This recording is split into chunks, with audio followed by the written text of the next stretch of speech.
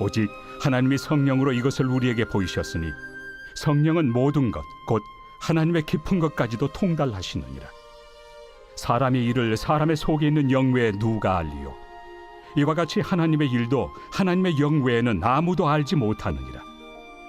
우리가 세상의 영을 받지 아니하고 오직 하나님으로부터 온 영을 받았으니 이는 우리로 하여금 하나님께서 우리에게 은혜로 주신 것들을 알게 하려 하심이라.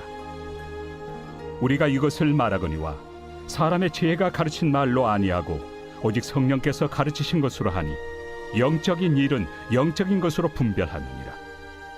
육에 속한 사람은 하나님의 성령의 일들을 받지 아니하나니 이는 그것들이 그에게는 어리석게 보이며 또 그는 그것들을 알 수도 없나니 그러한 일은 영적으로 분별되기 때문이라. 신령한 자는 모든 것을 판단하나 자기는 아무에게도 판단을 받지 아니하느니라. 누가 주의 마음을 알아서 주를 가르치겠느냐? 그러나 우리가 그리스도의 마음을 가졌느니라. 안녕하세요. 미라클 RT에 오신 성도님들을 환영하고 축복합니다. 사랑하는 성도 여러분, 사람의 생각은 그 사람의 마음에서 나오게 되어 있습니다. 같은 상황을 바라보는데 사람마다 생각이 다르고 판단이 다릅니다. 어떤 사람은 기회라고 보지만 어떤 사람은 위기로, 어떤 사람은 감사하지만 어떤 사람은 불평합니다. 왜 그럴까요? 사람은 자기가 가진 마음대로 생각하고 판단하며 살아가기 때문입니다. 어떤 마음을 가지고 있느냐에 따라 같은 상황도 다르게 보이고 같은 사건도 다르게 해석합니다. 그런데 오늘 말씀에서 사도 바울은 아주 놀라운 말을 합니다. 본문 16절 말씀에 누가 주의 마음을 알아서 주를 가르치겠느냐? 그러나 우리가 그리스도의 마음을 가졌느니라. 이는 단순한 표현이 아닙니다. 예수를 믿는 사람은 단순히 종교를 가진 사람이 아니라 예수님의 마음을 가진 사람이라는 뜻입니다. 오늘 말씀을 통해 성령을 받은 사람은 어떤 마음으로 살아가는지 함께 살펴보기를 원합니다. 10절 말씀에 보면 오직 하나님이 성령으로 이것을 우리에게 보이셨으니 성령은 모든 것, 곧 하나님의 깊은 것까지도 통달하시느니라. 사람은 많은 것을 알 수 있습니다. 지식을 쌓을 수도 있고 경험을 통해 배울 수도 있습니다. 그러나 성경은 분명하게 말하고 있습니다.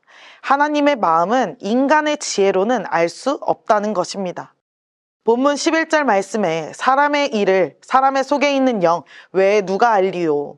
이와 같이 하나님의 일도 하나님의 영 외에는 아무도 알지 못하느니라. 예를 들어보면 겉으로는 웃고 있어도 그 사람의 속마음을 다른 사람이 완전히 알 수는 없습니다. 그 사람의 마음은 그 사람만이 알기 때문입니다. 마찬가지입니다. 하나님의 뜻도 하나님의 마음도 하나님만이 아십니다. 그래서 하나님께서는 우리에게 성령을 보내주셨습니다. 12절 말씀에 우리가 세상의 영을 받지 아니하고 오직 하나님으로부터 온 영을 받았으니 이는 우리로 하여금 하나님께서 우리에게 은혜로 주신 것들을 알게 하려 하심이라. 성도는 세상의 영으로 사는 사람이 아니라 성령으로 살아가는 사람입니다. 그래서 성령께서 우리에게 하나님의 뜻을 알게 하심으로 세상이 이해하지 못하는 것을 이해하고 하나님의 마음을 깨닫게 하시고 하나님의 말씀을 이해하게 하십니다. 많은 사람들이 성경을 읽습니다. 그러나 어떤 사람에게는 성경이 단순한 이야기처럼 보이지만 어떤 사람에게는 그 말씀이 마음을 찌르고 삶을 변화시키는 음성이 됩니다. 왜 그럴까요? 성령께서 깨닫게 하시기 때문입니다. 성도는 단순한 지식으로 신앙생활을 하는 사람이 아니라 성령 가운데 살아가는 사람인 것입니다. 또한 성령의 사람은 그리스도의 마음으로 살아갑니다. 본문 14절 말씀에 보면 바울은 두 종류의 사람을 말합니다. 육에 속한 사람은 하나님의 성령의 일들을 받지 아니하나니 이는 그것들이 그에게는 어리석게 보임이요 또 그는 그것들을 알 수도 없나니 그러한 일은 영적으로 분별되기 때문이라. 여기서 육에 속하는 사람은 성령 없이 살아가는 사람을 말합니다. 이 사람에게는 믿음이 이해되지 않고 십자가가 미련해 보이고 순종이 손해처럼 보입니다. 세상의 기준으로 보면 신앙은 때로 어리석어 보일 수 있습니다. 그러나 본문 15절 이렇게 말합니다. 신령한 자는 모든 것을 판단하나 자기는 아무에게도 판단을 받지 아니하느니라. 여기서 말하는 판단은 다른 사람을 정죄한다는 뜻이 아닌 분별한다는 의미입니다. 성령의 사람은 세상의 기준이 아니라 하나님의 기준으로 세상을 바라봅니다. 그래서 같은 상황을 만나도 세상 사람과 다르게 반응합니다. 어려움을 만나면 불평하기보다 하나님을 바라보고, 손해를 보더라도 정직하게 살아가려고 하고, 용서하기 어려운 상황에서도 용서를 선택합니다. 왜 그럴까요? 그 이유를 16절에서 설명하고 있습니다. 본문 16절 말씀에 누가 주의 마음을 알아서 주를 가르치겠느냐, 그러나 우리가 그리스도의 마음을 가졌느니라. 성도는 단순히 예수를 믿는 사람이 아니라 예수님의 마음을 가진 사람입니다. 그래서 성도는 늘 자신에게 질문을 던져야 합니다. 이 상황에 예수님이라면 어떻게 하셨을까? 화가 날 때, 선택을 해야 할 때, 사람을 대할 때, 어려움을 만났을 때 성도는 세상의 방식이 아니라 그리스도의 마음으로 살아가는 사람입니다.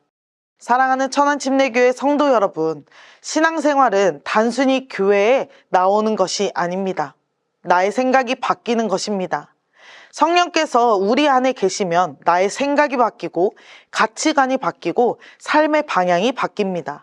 그래서 우리는 내 생각대로 살지 않고 주님의 마음을 알게 해달라고 기도해야 하는 것입니다. 내 감정이 아니라, 내 기준이 아니라 그리스도의 마음으로 생각하고 그리스도의 마음으로 살아가게 해달라고 기도해야 하는 것입니다.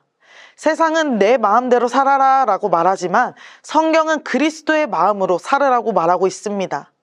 우리는 이미 성령을 받았고 그리스도의 마음을 가진 사람들입니다.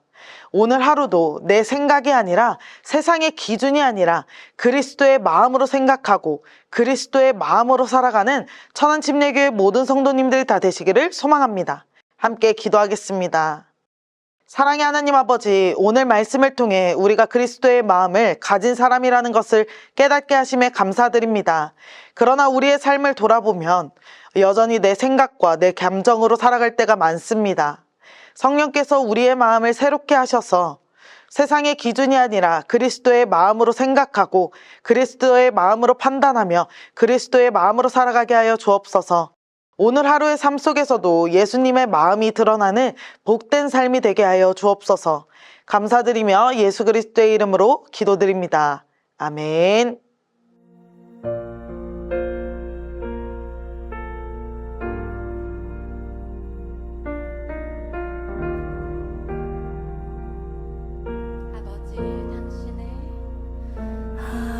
아버지 당신의 마음이 있는 곳에 나의 마음이 있기를 원해요.